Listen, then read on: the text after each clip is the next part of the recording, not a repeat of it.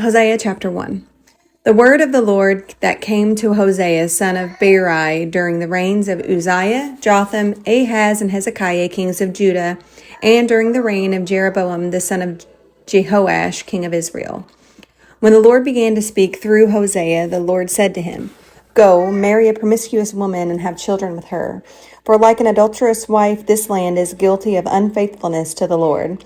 So he married Gomer, daughter of Diblaim, and she conceived and bore him a son. Then the Lord said to Hosea, Call him Jezreel, because I will soon punish the house of Jehu for the massacre at Jezreel, and I will put to an end the kingdom of Israel. In that day I will break Israel's bow in the valley of Jezreel. Gomer conceived again and gave birth to a daughter. Then the Lord said to Hosea, Call her Lo Ruhamah, which means not loved, for I will no longer show love to Israel, that I should at all forgive them. Yet I will show love to Judah, and I will save them, not by bow, sword, or battle, or by horses and horsemen, but I, the Lord their God, will save them. After she had weaned Lo Ruhamah, Gomer had another son. Then the Lord said, Call him Lo Ammi, which means not my people. For you are not my people, and I am not your God. Yet the Israelites will be like the sand on the seashore, which cannot be measured or counted. In the place where it was said to them, You are not my people, they will be called children of the living God. The people of Judah and the people of Israel will come together. They will appoint one leader and will come up out of the land, for great will be the day of Jezreel. Chapter 2. Rebuke your mother, rebuke her, for she is not my wife, and I am not her husband.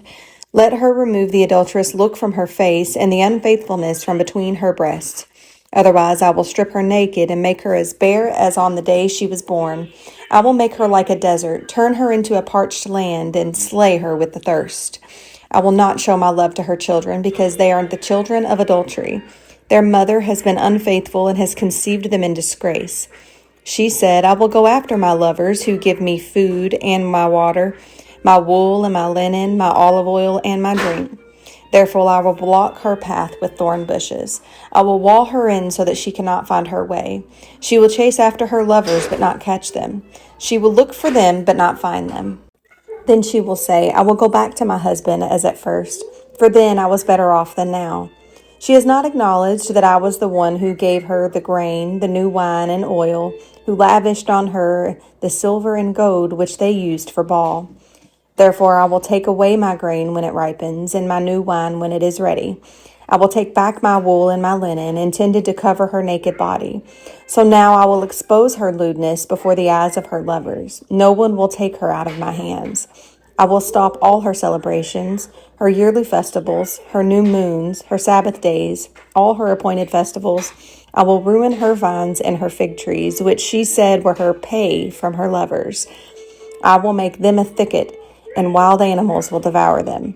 I will punish her for the days she burned incense to the Baals. She decked herself with rings and jewelry and went after her lovers, but me she forgot, declares the Lord. Therefore I am now going to allure her. I will lead her into the wilderness and speak tenderly to her. There I will give her back her vineyards and will make the valley of Acre a door of hope. There she will respond as in the days of her youth, as in the days she came up out of Egypt. In that day, declares the Lord, you will call me my husband. You will no longer call me my master. I will remove the names of the Baals from her lips. No longer will their names be invoked. In that day I will make a covenant for them with the beasts of the fields, the birds of the sky, and the creatures that move along the ground. Bow and sword and battle I will abolish from the land, so that all may lie down in safety. I will betroth you to me forever. I will betroth you in righteousness and justice. I will betroth you in faithfulness, and you will acknowledge the Lord. In that day I will respond, declares the Lord. I will respond to the skies, and they will respond to the earth. And the earth will respond to the grain, the new wine, and the olive oil, and they will respond to Jezreel. I will plant her for myself in the land. I will show my love to the one I called not my loved one. I will say to those who called not my people, you are my people, and they will say, you are my God. Chapter 3. The Lord said to me, Go, show your love to your wife again, though she is loved by another man and is an adulteress. Love her as the Lord loves the Israelites, though they turn to other gods and love the sacred raisin cakes. So I bought her for 15 shekels of silver and about a homer and a lethek of barley. Then I told her, "You are to live with me many days. You must not be a prostitute or be intimate with any man, and I will behave the same way towards you. For the Israelites will live many days without king or prince, without sacrifice or sacred stones, without ephod or household gods. Afterwards, the Israelites will return and seek the Lord their God and David their king. They will come trembling to the Lord and to his blessings in the last days." Chapter 4. Hear the word of the Lord, you Israelites, because the Lord has a charge to bring against you who live in the land. There is no faithfulness, no love, no acknowledgement of God in the land. There is only cursing, lying, and murder, stealing and adultery. They break all bounds, and bloodshed follows bloodshed. Because of this, the land dries up, and all who live in it waste away. The beasts of the field, the birds in the sky, and the fish in the sea are swept away. But let no one bring a charge, let no one accuse another, for your people are like those who bring charges against a priest. You stumble day and night, and the prophets stumble with you.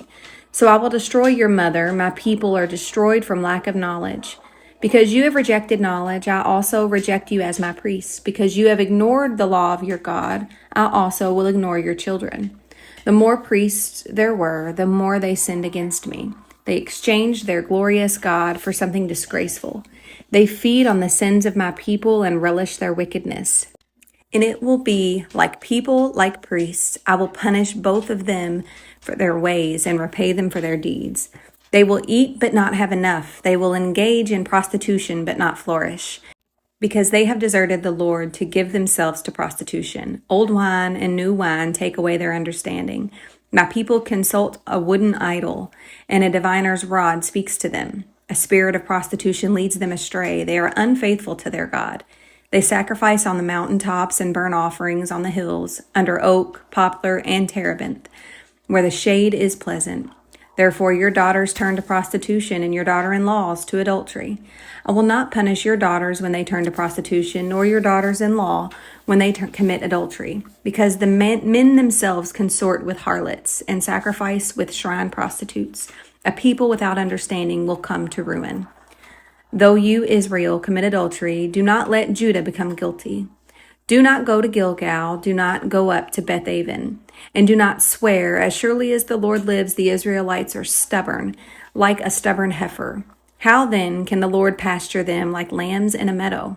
Ephraim is joined to idols, leave him alone. Even when their drinks are gone, they continue their prostitution. Their rulers dearly love shameful ways. A whirlwind will sweep them away, and their sacrifices will bring them shame. Chapter 5. Hear this, you priests. Pay attention, you Israelites. Listen, royal house. This judgment is against you. You have been a snare at Mizpah, a net spread out on Tabor. The rebels are knee-deep in slaughter. I will discipline all of them. I know all about Ephraim. Israel is not hidden from me. Ephraim, you have now turned to prostitution. Israel is corrupt. Their deeds do not permit them to return to their God. A spirit of prostitution is in their heart. They do not acknowledge the Lord. Israel's arrogance testifies against them. The Israelites, even Ephraim, stumble in their sin. Judah also stumbles with them. When they go with their flocks and herds to seek the Lord, they will not find him. He has withdrawn himself from them. They are unfaithful to the Lord. They gave birth to illegitimate children. When they celebrate their new moon feasts, he will devour their fields. Sound the trumpet in Gibeah, the horn in Ramah. Raise the battle cry in Beth-aven. Lead on, Benjamin. Ephraim will be laid waste on the day of reckoning. Among the tribes of Israel, I proclaim what is certain. Judah's leaders are like those who move boundary stones. I will pour out my wrath on them like a flood of water. Ephraim is oppressed, trampled in judgment, intent on pursuing idols. I am like a moth to Ephraim, like rot to the people of Judah. When Ephraim saw his sickness and Judah his sores, then Ephraim turned to Assyria and sent to the great king for help. But he is not able to cure you, not able to heal your sores, for I will be like a lion to Ephraim, like a great lion to Judah. I will tear them to pieces and go away. I will carry them off with no one to rescue them. Then I will return to my lair until they have borne their guilt and seek my face. In their misery they will earnestly seek me. Chapter 6. Come, let us return to the Lord. He has torn us to pieces, but he will heal us. He has injured us, but he will bind up our wounds. After 2 days, he will revive us. On the third day, he will restore us, that we may live in his presence. Let us acknowledge the Lord. Let us press on to acknowledge him. As surely as the sun rises, he will appear. He will come to us like winter rains, like the spring rains that water the earth. What can I do with you, Ephraim? What can I do with you, Judah? Your love is like the morning mist, like the early dew that disappears. Therefore I cut you in pieces with my prophets. I killed you with the words of my mouth. Then my judgments go forth like the sun, for I desire mercy, not sacrifice, an acknowledgement of God rather than burnt offerings. As at Adam, they have broken the covenant, they were unfaithful to me there. Gilead is a city of evildoers, stained with footprints of blood. As mortars lie in ambush for a victim, so do bands of priests. They murder on the road to Shechem, carrying out their wicked schemes. I have seen a horrible thing in Israel. There Ephraim is given to prostitution. Israel is defiled. Also for you, Judah, a harvest is appointed. Whenever I would restore the fortunes of my people, whenever I would heal Israel, the sins of Ephraim are exposed, and the crimes of Samaria revealed. They practice deceit, thieves break into houses, bandits rob in the streets, but they do not realize that I remember all their evil deeds. Their sins engulf them. They are always before me. They delight the king with their wickedness, the princes with their lies. They are all adulterers, burning like an oven whose fire the baker need not stir from the kneading of the dough till it rises. On the day of the festival of our king, the princes become inflamed with wine, and he joins hands with the mockers. Their hearts are like an oven. They approach him with intrigue. Their passion smolders all night. In the morning it blazes like a flaming fire. All of them are hot as an oven. They devour their rulers. All their kings fall, and none of them calls on me. Ephraim mixes with the nations. Ephraim is a flat loaf not turned over. Foreigners sap his strength, but he does not realize it. His hair is sprinkled with gray, but he does not notice. Israel's arrogance testifies against him, but despite all this, he does not return to the Lord his God or search for him. Ephraim is like a dove, easily deceived and senseless, now calling to Egypt, now turning to Assyria. When they go, I will throw my net over them. I will pull them down like the birds in the sky. When I hear them flocking together, I will catch them. Woe to them, because they have strayed from me. Destruction to them, because they have rebelled against me. I long to redeem them, but they speak about me falsely. They do not cry out to me from their hearts, but wail on their beds. They slash themselves, appealing to their gods for grain and new wine, but they turn away from me. I trained them and strengthened their arms, but they plot evil against me. They do not turn to the Most High. They are like a faulty bow. Their leaders will fall by the sword because of their insolent words. For this they will be ridiculed in the land of Egypt.